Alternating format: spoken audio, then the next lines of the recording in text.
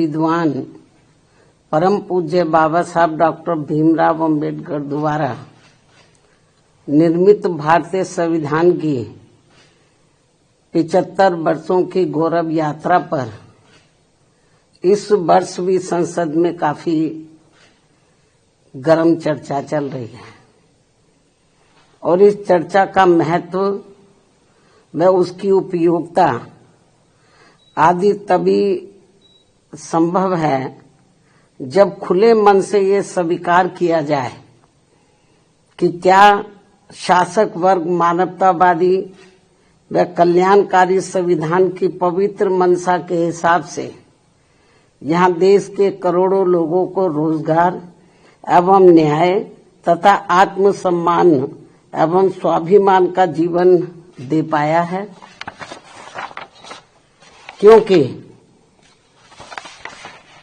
भारत का संविधान व उसके लोकतंत्र की शोभा यहाँ देश के अपार उन्नति व यहाँ के लोगों की बहुत तरक्की के लिए जरूरी होने के साथ साथ विकसित देश होने का प्रमुख मापदंड भी है। स्पष्ट है कि इसका जवाब हाँ में संभव नहीं होने के कारण शासक दल इधर उधर की बातें करके ही ध्यान भटकाएंगे, लेकिन ऐसे में ईमानदारी इसी में निहित है कि बड़ा दिल करके ये स्वीकार किया जाए कि देश पर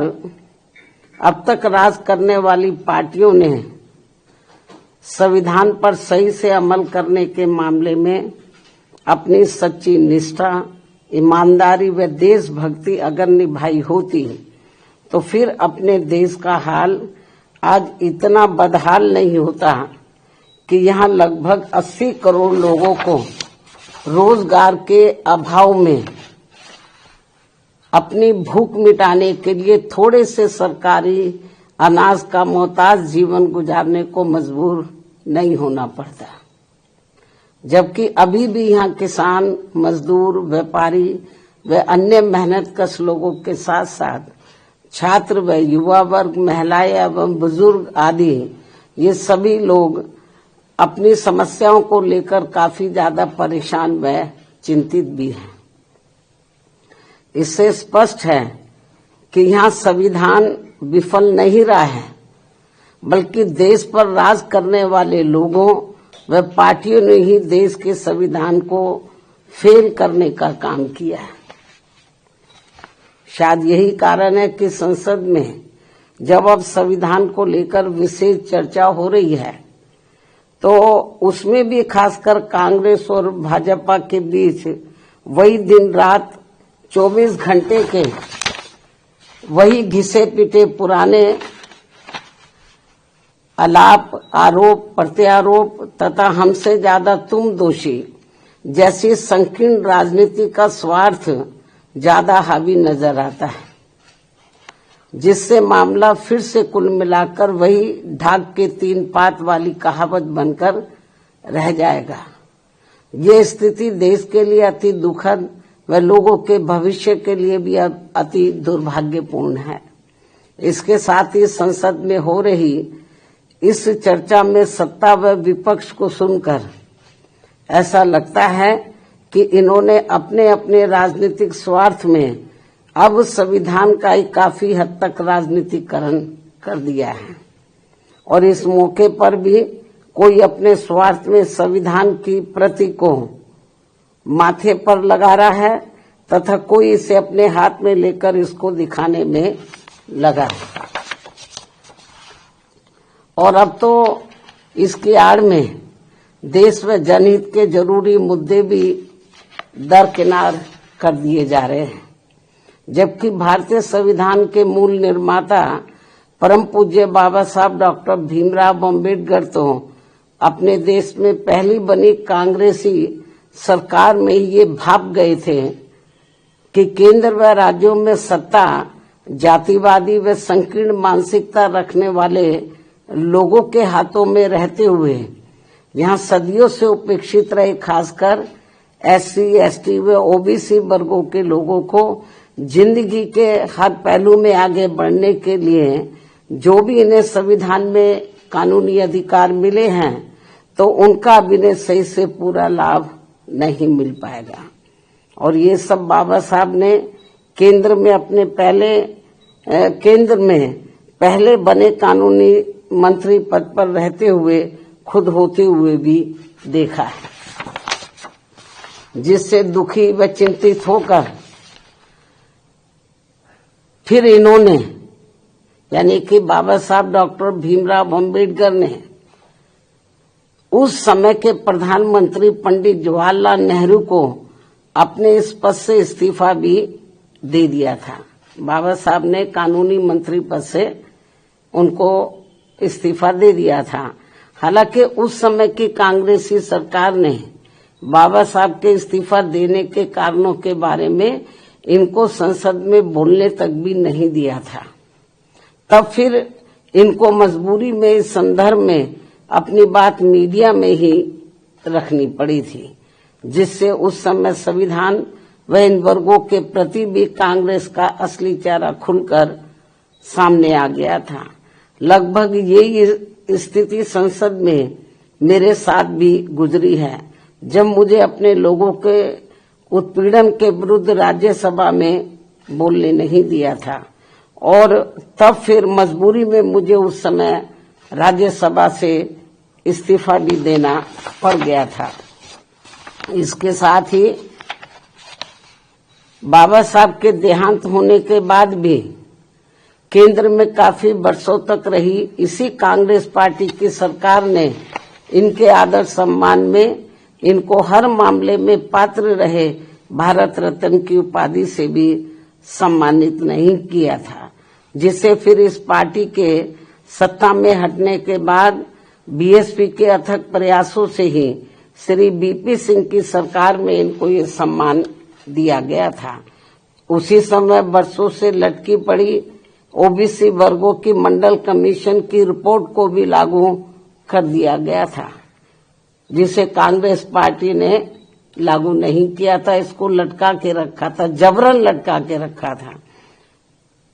क्योंकि इनकी मानसिकता सही नहीं थी कांग्रेस की। ये लोग नहीं चाहते थे कि पिछड़े वर्ग के लोगों को भी आरक्षण का पूरा लाभ मिले। इतना ही नहीं बल्कि बाबा साहब की मूवमेंट को आगे बढ़ाने वाले बीएसपी के जन्मदाता एवं संस्थापक मान्यवर श्री कांशीराम जी के देहांत होने पर भी केंद्र में रही इसी कांग्रेस पार्टी की सरकार ने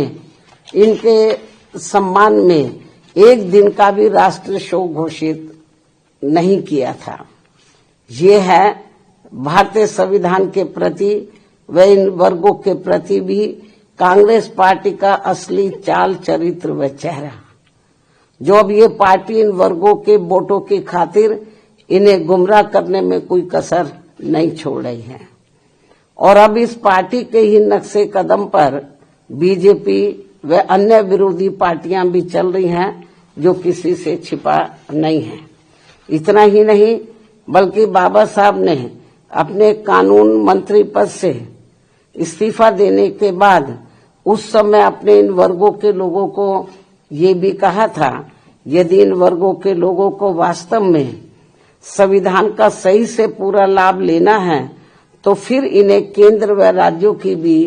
राजनीतिक सत्ता की मास्टर चाबी खुद अपने हाथों में ही लेनी होगी, क्योंकि इनको संविधान का सही से पूरा लाभ लेने के लिए अब पंडित नेहरू के परिवार से व अन्य सभी जातिवादी व संकीर्ण मानसिकता रखने वाली पार्टियों से भी अब कोई ज्यादा उम्मीद नहीं रखनी चाहिए, जो ये सब हमें काफी कुछ देखने के लिए मिल रहा है। ऐसे में अब हमारी पार्टी इन वर्गों के लोगों को सावधानी के तौर पर ये भी कहना चाहती है कि इस बार संसद में संविधान पर हुई चर्चा के दौरान जो अभी चल भी रही है, सत्ता व विपक्ष की तरफ से भी इन वर्गों के वोटों को लुभाने के लिए खासकर कांग्रेस व समाजवादी पार्टी ने देश के एससी, एसटी व ओबीसी वर्गों के आरक्षण को लेकर काफी कुछ हवाई बातें कही हैं। जिसमें रत्ती भर भी सच्चाई नहीं है। और यदि इस मुद्दे पर ये दोनों पार्टियां अर्थात कांग्रेस और समाजवादी पार्टी यानी कि ये दोनों पार्टियां संसद में चुप्पी रहती तो ज्यादा उचित होता। इस मामले में इनकी पोल तो नहीं खुलती या मुझे पोल खोलने के लिए मजबूर नहीं होना पड़ता, क्योंकि केंद्र में रही कांग्रेस पार्टी की सरकार के समय में वे इसी पार्टी की मिली भगत से समाजवादी पार्टी ने SC/ST वर्गों का पदोन्नति में आरक्षण संबंधी संवैधानिक संशोधन विधेयक का काफी डटकर विरोध किया था तथा इस बिल को समाजवादी पार्टी ने संसद में ही फाड़कर इसको फेंक दिया था, जिस बिल को लाने के लिए हमारी पार्टी को काफी कड़ा संघर्ष भी करना पड़ा था, जो ये बिल अभी तक भी संसद में लटका पड़ा है। इससे बीजेपी की भी आरक्षण विरोधी मानसिकता साफ झलकती है, जो इसे पास कराने के कतई भी मूड में नहीं है। और अब तो कांग्रेस पार्टी के राहुल गांधी ने इन वर्गों के पूरे आरक्षण को ही सही वक्त आने पर खत्म करने का भी ऐलान कर दिया है, जबकि इस मामले में बीजेपी व अन्य विरोधी पार्टियां भी कोई कम नहीं है। और अभी भी हमें सत्ता व विपक्ष द्वारा आरक्षण को निष्प्रभावी बनाने व इसे खत्म करने के लिए इन सब की सोच लगभग एक जैसी ही देखने को मिलती है। इतना ही नहीं बल्कि अब तो ये पार्टियां अंदर अंदर आपस में मिलकर कोर्ट की आड़ में भी इनके आरक्षण को निष्प्रभावी बनाने में वे आगे चलकर इसे पूरे तौर से खत्म करने की भी पूरी कोशिश में लगी हुई है, जिनसे इन वर्गों के लोगों को हमेशा सावधान रहना है, क्योंकि इसके अनेकों उदाहरण इन वर्गों के सामने हैं। इसके साथ साथ देश में सर्व समाज में से गरीब, असहाय व बेरोजगार लोगों को भी रोटी रोजी के साधन ना के बराबर ही मिल रहे हैं। आए दिन यहाँ गरीबी, बेरोजगारी व महंगाई आदि भी काफी ज्यादा बढ़ रही है। पिछले काफी वर्षों से देश की अर्थव्यवस्था भी कोई खास अच्छी नहीं चल रही है। ऐसे में अब वर्तमान भाजपा सरकार द्वारा भी जो किस्म किस्म के संकल्प लिए जा रहे हैं, कल भी उन्होंने अपने कुछ संकल्प दोहराए हैं, तो उनसे अब देश की जनता को कोई विशेष लाभ होने वाला नहीं है। इसके साथ ही अब मैं देश के संविधान में सत्ता व विपक्ष द्वारा अब तक किए गए असंख्य संशोधनों के संदर्भ में भी ये कहना चाहूंगी कि यदि सरकार द्वारा संविधान में संशोधन अपनी पार्टी यानी कि जो उनकी पार्टी जो भी सरकार संशोधन लाती है, यदि सरकार द्वारा संविधान में संशोधन वे अपनी पार्टी या किसी विशेष व्यक्ति या संस्था आदि को फायदा पहुंचाने के लिए किए जाते हैं, यदि सरकार द्वारा संविधान में संशोधन वे लोग अपनी पार्टी या किसी विशेष व्यक्ति या संस्था आदि को फायदा पहुंचाने के लिए किए जाते हैं, तो उसका फिर हमारी पार्टी कभी भी समर्थन नहीं करेगी, अर्थात उसका डटकर विरोध करेगी। और यदि इसके विपरीत संविधान में संशोधन देश में आम जनहित में किए जाते हैं, देश में आम जनहित में किए जाते हैं, तो तभी फिर हमारी पार्टी उनका पूरे तय दिल से समर्थन करेगी। हालांकि इस मामले में कांग्रेस व बीजेपी के नेतृत्व में अनेकों बार बनी केंद्र की सरकार में खासकर SC/ST व OBC वर्गों के हितों की जो इनकी उपेक्षा की गई है, जिसके अनेकों उदाहरण हमारे सामने हैं, ये अति दुख की बात है। इसमें इनकी इन वर्गों के प्रति हीन व जातिवादी मानसिकता भी साफ झलकती है, जो अब ये आगे नहीं होना चाहिए। और इनके ऐसे जो भी मामले अभी तक भी लटके पड़े हैं, उन्हें जल्दी संसद में लाकर पास भी कराना चाहिए। इसके साथ ही इन वर्गों के आरक्षण को निष्प्रभावी बनाने के लिए जो आए दिन आरक्षण के साथ छेड़छाड़ की जा रही है, तो उन पर भी रोक लगाने के लिए इसे संविधान की 9वीं अनुसूची में जरूर डालना चाहिए। संक्षेप में अब हमारी पार्टी का यही कहना है कि हर वर्ष संसद में संविधान पर चर्चा कराने के साथ साथ ये भी उचित होगा कि सत्ता व विपक्ष को देश व आम जनहित में तथा जाति व धर्म से भी ऊपर उठकर बाबा साहब द्वारा निर्मित किए गए अपने बेहतरीन संविधान पर, अपने देश के बेहतरीन संविधान पर अपनी पूरी ईमानदारी व निष्ठा से अमल करना चाहिए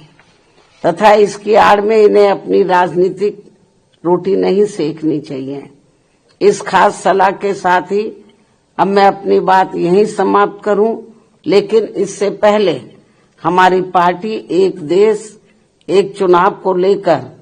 वर्तमान भाजपा सरकार द्वारा 1-2 दिनों में लाए जाने वाले इस विधेयक का भी स्वागत करेगी। वैसे भी हमारी पार्टी गरीब व मजलूमों की ही पार्टी है और हमारी इस पार्टी के संगठन व चुनाव आदि भी इन्हीं के ही बलबूते पर चलाए जाते हैं व लड़े जाते हैं। जो गरीब मजलूम लोग हैं तो उन्हीं की आर्थिक मदद से, उनके तन मन धन से, उनकी मदद से ही पार्टी का संगठन चलाया जाता है, चुनाव आदि भी लड़ाए जाते हैं। क्योंकि हमारी पार्टी इसके लिए कांग्रेस, बीजेपी व अन्य दलों की तरह यहाँ बड़े बड़े पूंजीपतियों व धन्ना सेठों आदि से कोई भी आर्थिक मदद नहीं लेती है। ऐसे में एक साथ चुनाव होने से फिर हमारी पार्टी पर इन सब मामलों में बहुत कम खर्च का बोझ पड़ेगा। साथ ही इससे जल्दी चुनाव आचार संहिता न लगने की वजह से भी जनहित के कार्य ज्यादा नहीं रुकेंगे। इसलिए हमारी पार्टी का ये मानना है कि इस मुद्दे की आड़ में कोई भी राजनीति करना ठीक नहीं है। अर्थात इस मामले में सभी पार्टियों को दलगत राजनीति से ऊपर उठकर देश व आम जनहित में कार्य करना चाहिए, तो ये बेहतर होगा, उचित होगा। इस सलाह के साथ ही अब मैं अपनी बात यही समाप्त करती हूँ। धन्यवाद। जय भीम व जय भारत।